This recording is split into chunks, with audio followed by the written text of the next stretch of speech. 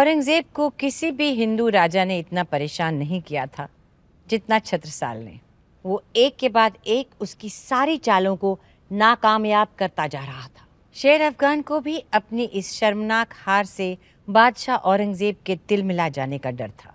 इसलिए वो एक बार फिर छत्रसाल की जान लेने के इरादे से छल पूर्वक अपने सिपाहियों को छत्रसाल के महल में घुसाने की कोशिश करता है। इस बार युद्ध के नियम तोड़ते हुए उसका सीधा निशाना छत्रसाल का परिवार होता है।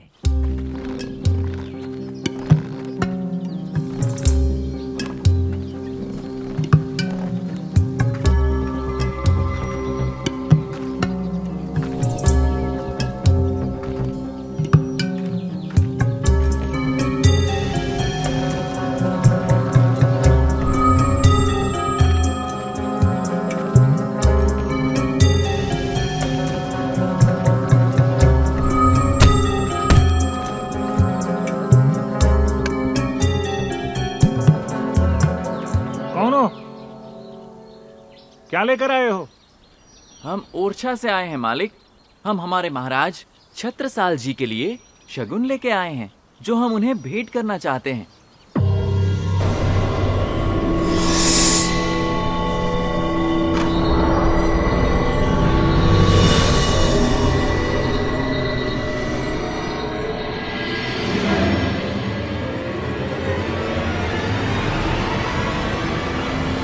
हर मनुष्य इस जगत रंगमंच पर नाटक के एक पात्र के समान है।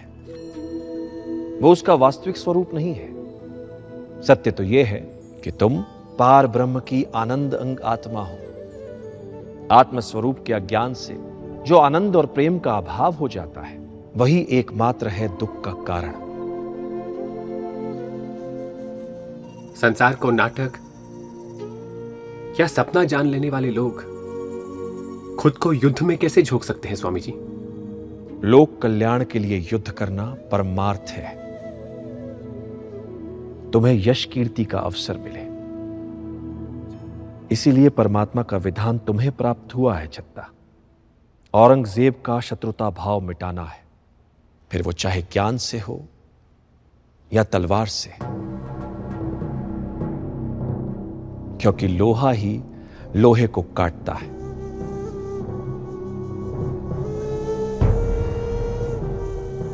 किंतु इसमें सफल होने के लिए पहले तुम्हें अपने आप को, परमात्मा को और सांसारिक वास्तविकता को जानना होगा।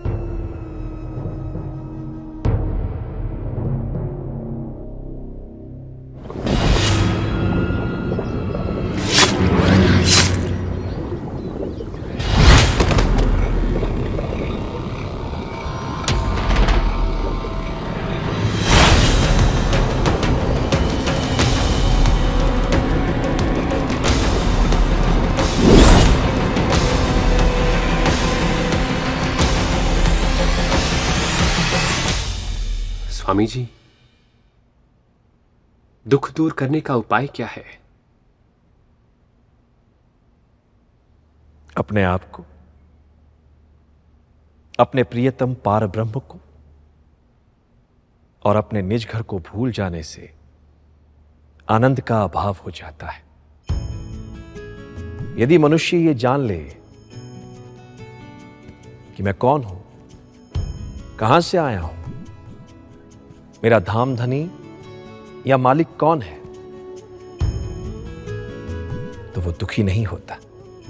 तो संसार में सुख शांति कैसे संभव है? इसके लिए संसारी जनों के दिलों में महामति अर्थात पूर्णमति की जागृति आवश्यक है। और छत्ता, तुम्हें यह जागृत बुद्धि युक्त ज्ञान जन जन के दिलों तक पहुंचाने की सेवा करनी है, तभी सुख शांति संभव है।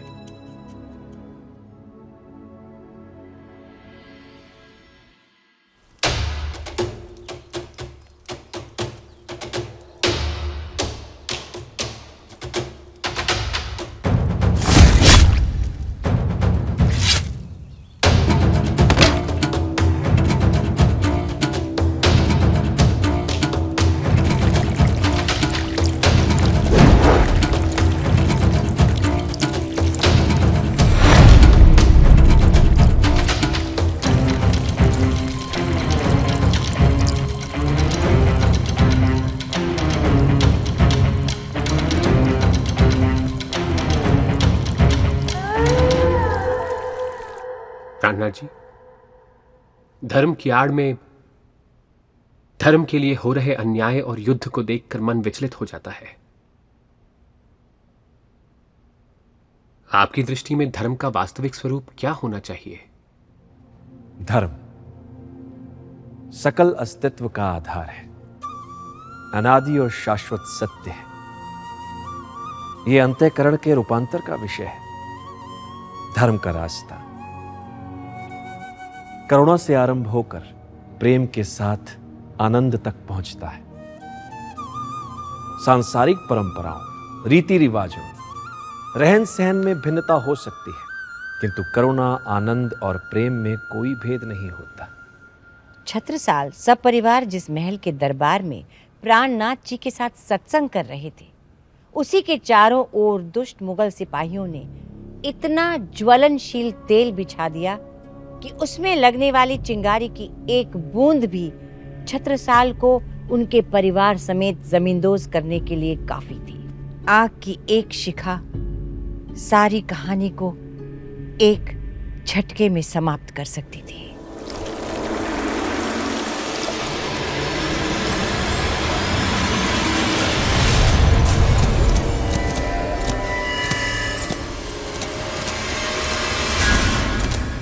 जब सभी आनंद चाहते हैं तो धर्म के नाम पर युद्ध, अन्याय और अत्याचार क्यों? जब धर्म कर्मकांड और उपासना तक ही सीमित रह जाता है तो उसमें संकीर्णता और जड़ता का आना स्वाभाविक है। यदि धर्म पालन में ज्ञान और प्रेम की प्राथमिकता हो तो वहां कभी विवाद हो ही नहीं सकता। लड़ाई झगड़े दो धर्मों के बीच कभी नहीं होते,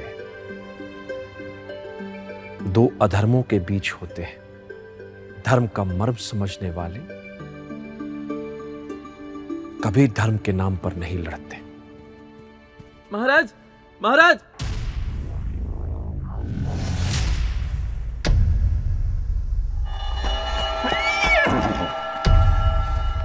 उम्मीद है तुमने हमारे हुक्म की तामील ठीक से की है। जी हुजूर, आपने जैसा आदेश दिया था ठीक उसी तरह इंतजाम किया है। बस चिंगारी लगाने की देर है, धमाका तो तय है।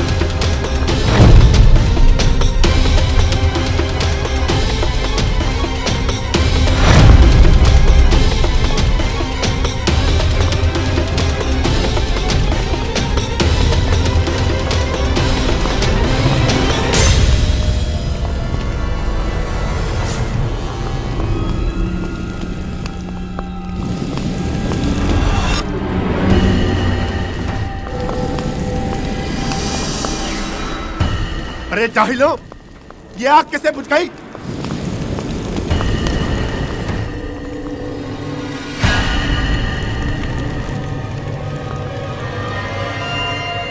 ये अजीब सी बात है। ये कौन कर रहा है?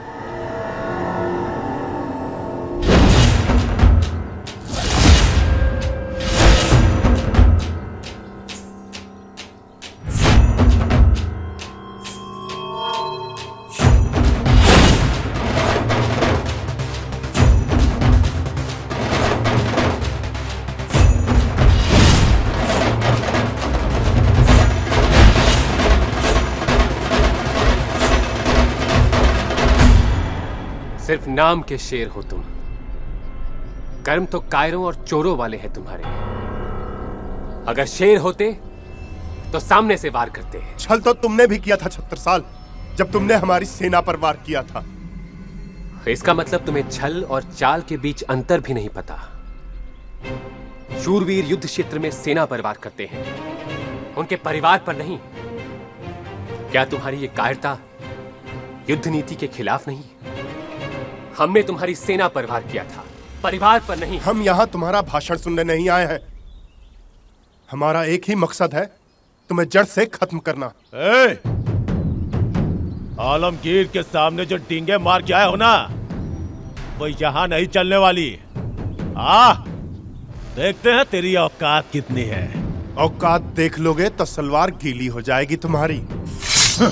अभी भी वक्त है, समझा दो अपने महाराज को, आलमगीर से माफी मांग लें और उनके मनसबदार बन जाएं। हमें नहीं, अपने आलमगीर को समझा देना कि अपने मंसूबे अपने पास रखें और बुंदेलखंड में अपने पालतू कुत्ते भेजना बंद कर दें। आवाज नीचे, वरना जुबान खींच लूंगा।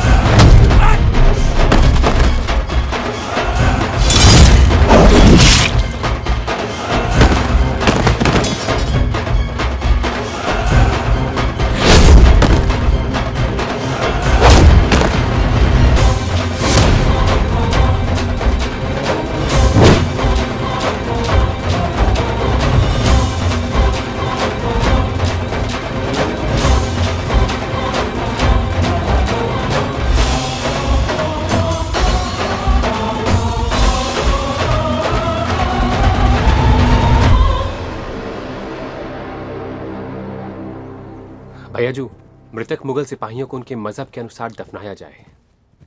फौजी खान, आप कृपा करके इसमें इनकी सहायता करें। तुम उसकी चिंता मत करो छत्ता, मेरे सुंदर साथ भी इसमें इनकी सहायता करेंगे। दीन इस्लाम के बारे में बखूबी जानते हैं ये। जाइए।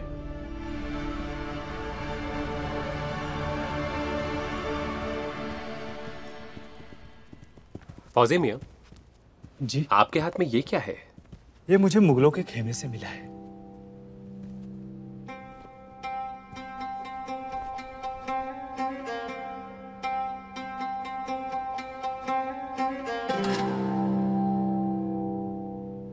किस भाषा में है ये? ये कुरान पाक है। हम तो कुछ पढ़ समझ नहीं पा रहे। क्या लिखा है इसमें प्राणनाथ जी?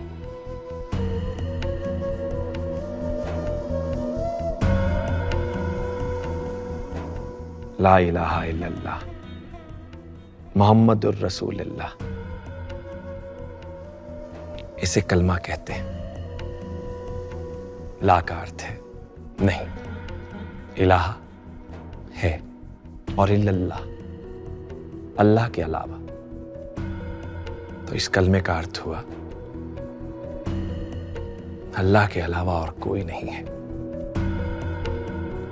कुरान में जिसे ला इलाहा इल्लल्लाह कहा गया है, उसे हिंदू धर्म ग्रंथों में क्षर, अक्षर, अक्षरातीत कहा गया है। अर्थात परब्रह्म ही परम सत्य है। परिवर्तनशील जगत का वास्तविकता में कोई अस्तित्व नहीं है। अल्लाह और परब्रह्म एक ही है, एकमेव अद्वितीयम ब्रह्म। आपका ये बहुमूल्य ज्ञान सुनकर ऐसा प्रतीत होता है कि भले ही परंपरा अलग अलग है, धर्मों के मूल सिद्धांत में कोई भिन्नता नहीं है। नाम सारे जुदे धरे, लई सबो जुदी रस्म, सब में उम्मत और दुनिया, सोई खुदा सोई ब्रह्म। अक्षरातीत परब्रह्म के ज्ञान से मनुष्य विविधता में एक रूपता के दर्शन कर सकता है। इन सभी धर्म ग्रंथों में आत्मा, पर ब्रह्म स्वरूप और धाम की लीलाओं का वर्णन ही तो है।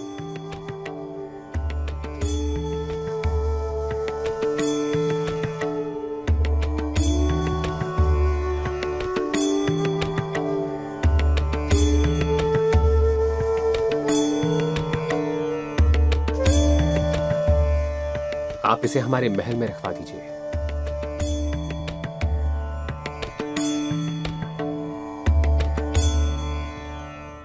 प्राणनाथ जी, क्या आपकी जागनी यात्रा के दौरान लोगों ने सत्य को स्वीकारा है?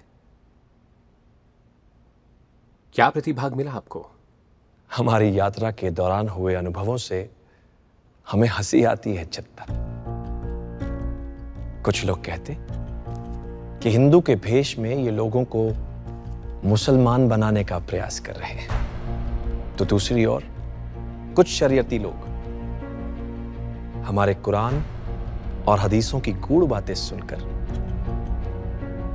हमसे धर्म परिवर्तन की अपेक्षा करते, जबकि आवश्यकता है गहराई में उतरकर धर्म की जड़ों में पैठ बना गई रूढ़ियों को तोड़ने की।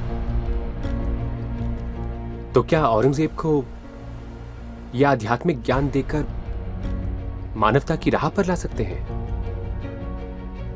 उसी मनुष्य को मनुष्य बनाया जा सकता है जिसकी नाड़ी में अल्प मात्र भी मानवता का स्पंदन शेष है। आलमगीर अपने अज्ञान को ज्ञान समझते हैं, अपनी धार्मिक कट्टरता को धार्मिकता समझते हैं। एक जड़ विद्यार्थी को गुरु की ज्ञान रूपी लाठी ही कुछ सिखा सकती है, और ये लाठी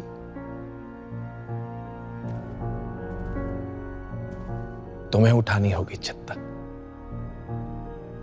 चिंता मत करो, समय आने पर सब समझा दूंगा।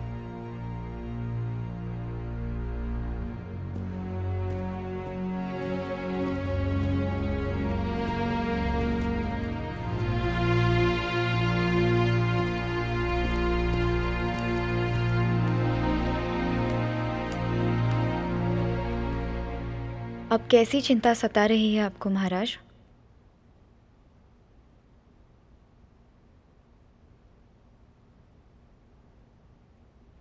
श्री प्राणनाथ जी जन कल्याण के लिए कितना कुछ कर रहे हैं।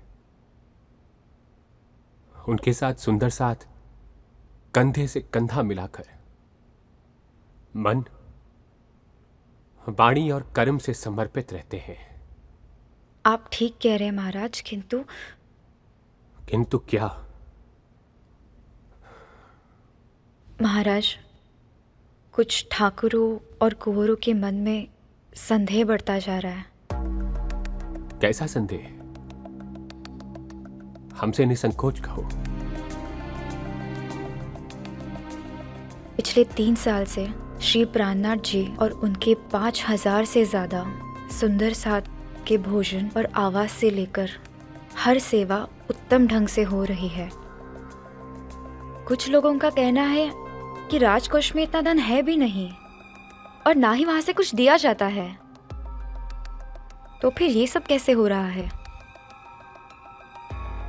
उनके मन में संशय है कि प्राणनाथ जी के पास पारसमणि है या किसी चमत्कारिक शक्ति के द्वारा सारी सेवा का खर्चा उठाया जाता है।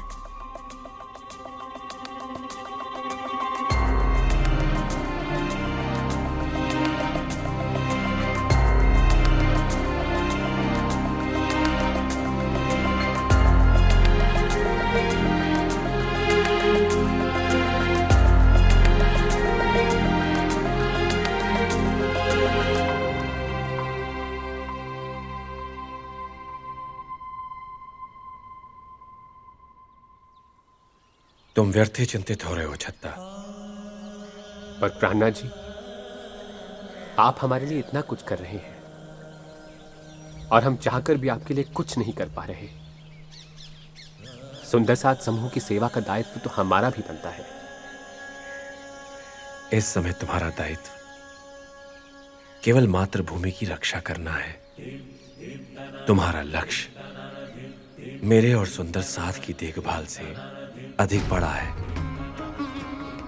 छत्ता, मेरे सुंदर साथ की सेवा के लिए राजा राम और झांझन भाई जैसे भले लोग हैं। ये कौन है प्राणनाथ जी? मेड़ता के बहुत बड़े व्यापारी हैं ये, जो मेरे इस जनसेवा के कार्यों में विश्वास रखते हैं। और भी ऐसे कई भले लोग हैं जिनकी ओर से सेवाएं आती रहती हैं। तुम केवल अपने धर्म और लक्ष्य पर केंद्रित रहो। बाकी सारी चिंताएं मुझ पर छोड़ दो।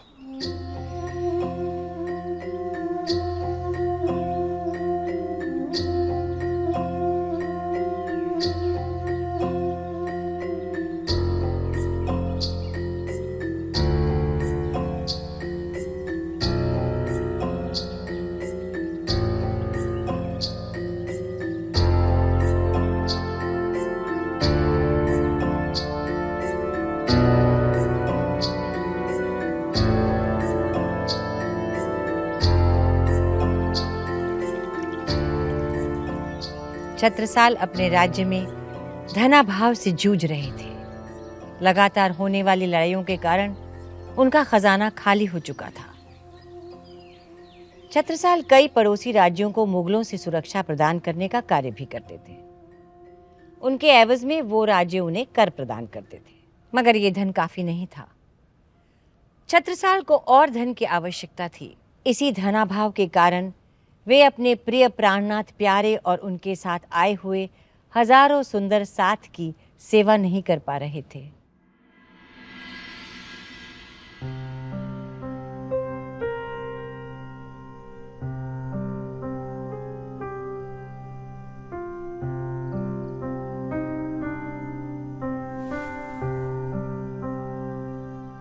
छत्रसाल के माथे पर चिंता की लकीरें खिंच गईं।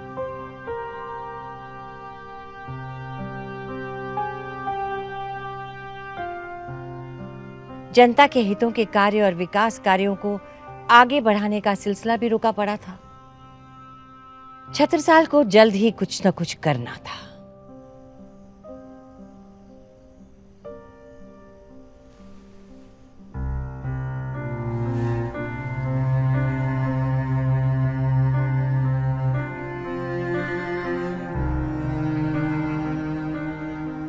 अब भी आप चिंतित हैं? हमें खुद से घृणा हो रही है देव। इतना बड़ा प्रश्न हमारे मन में कैसे नहीं आया? स्वयं पूर्ण ब्रह्म हमारे घर पधारे हैं और हमने एक बार भी नहीं सोचा कि वो अपने सुंदर साथ की देखभाल कैसे करते होंगे। परदेश से लोग उनके लिए अपना जीवन त्याग रहे हैं और हम उनके पास रहकर भी दो पल भी उनके साथ बैठ नहीं पा रहे हैं। पर आपका लक्ष्य और आपका धिक्कार है हम पर, धिक्कार है हम पर। हम ना अपने आप को कभी क्षमा नहीं कर पाएंगे देव, कभी नहीं। सुनिए, देव,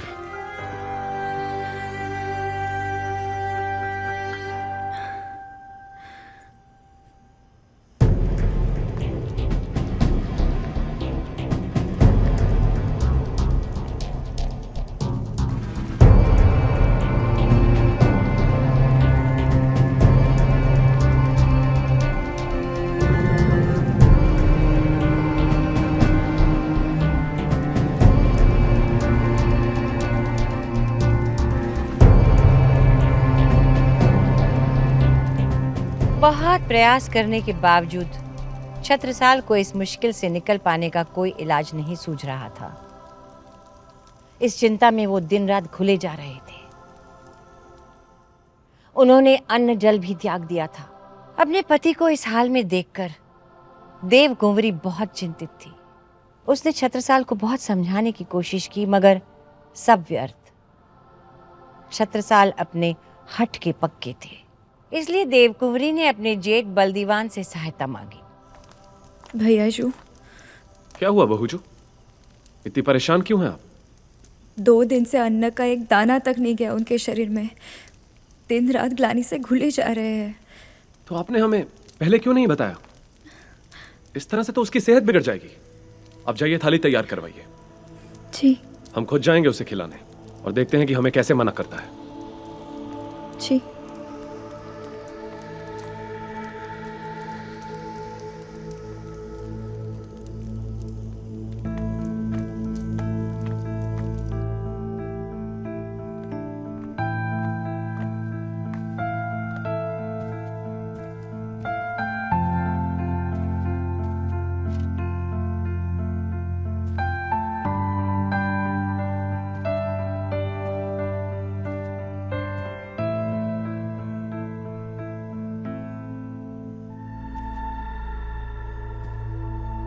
छत्ता, अब अगर तुम खाओगे नहीं ना तो इसे बलपूर्वक तुम्हारे मुंह में ठूस देंगे हम। ताजू, आप जब तक तुम भोजन नहीं करोगे ना तब तक हम यहां से जाने वाले नहीं हैं। और तुम अच्छे से जानते हो, जो बात हम एक बार कह देते हैं ना उस पर बिना अमल किए हम हिलते नहीं। ये तुमने अपनी कैसी अवस्था बना ली है छत्ता। तुम हम सब के महाराज हो। अब अगर तुम अपनी ऐसी हालत बना लोगे तो इन बुंदेलों को मार्गदर्शन कौन देगा? मार्ग से तो हम भटक गए थे दादाजू। श्री प्राणनाथ जी हमें सबसे ज्यादा प्यार देते हैं और हम यहां हृदयहीन बनकर बैठे हैं। उनकी सेवा के बिना हमें अपना जीवन व्यर्थ लगता है दादाजू, पर उपयुक्त धन की कमी के कारण सेवा कार्य में बाधा पड़ती जा रही है।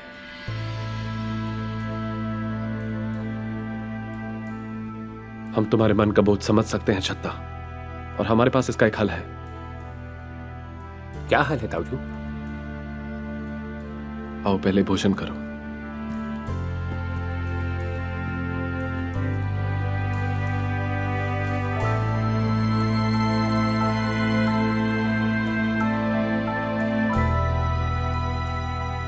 पहले भोजन खाओ, फिर बताएंगे ना। इतना भी विश्वास नहीं है तुम्हें हम पर?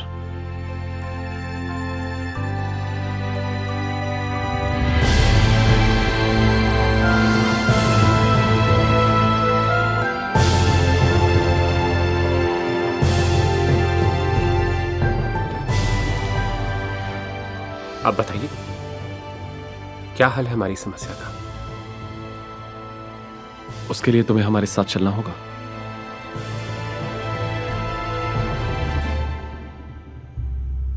मुगल सल्तनत को शर्मसार करने वाली दिलकश शक्लों को देखो। मैदान जंग से भागकर बहादुरी दिखा रहे। शेर अफगान खान शेर की तरह डींगे हाँकते हुए मैदान जंग में गए थे और सियार की तरह दुम दबाकर लौटे हो। क्या सोचकर आए थे? क्या आलमगीर औरंगजेब अपने तख्ते ताऊत से खड़े होकर तुम्हारा इस्तकबाल करेंगे?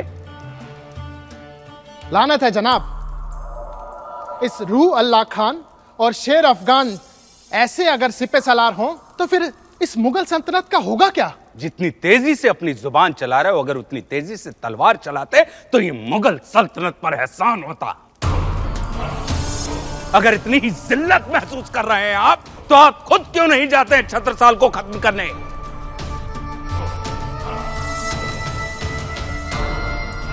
वो बहुत ही ज्यादा चालाक है जहां पर जहां पर हमारी सोच खत्म होती है उसकी सोच वहां से शुरू होती है। और माफ कीजिएगा हुजूर, इस वक्त छत्रसाल को हराना बेहद मुश्किल है। नामर्द कहीं का हमारे सामने खड़े होकर दुश्मन की शान में कसीदे पढ़ रहा है। चुल्लू भर पानी में क्यों नहीं डूब जाते तुम शेर अफगान खान? तारीफ नहीं हुजूर, लेकिन हकीकत यही है कि इससे पहले कि हम तुम्हारा सर तुम्हारे दर्द से अलग करें, हमारी नजरों के सामने से दूर हो जाओ अफगान।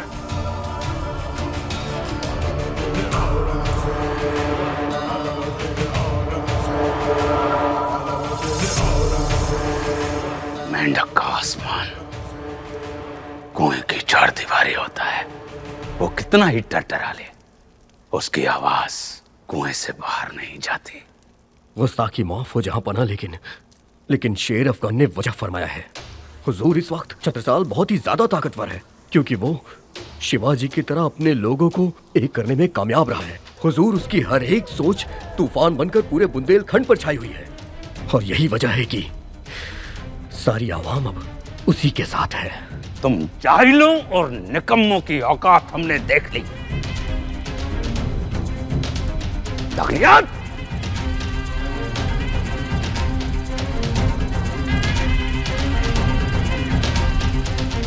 अब हमें इस छत्रसाल का कुछ इंतजाम करना होगा।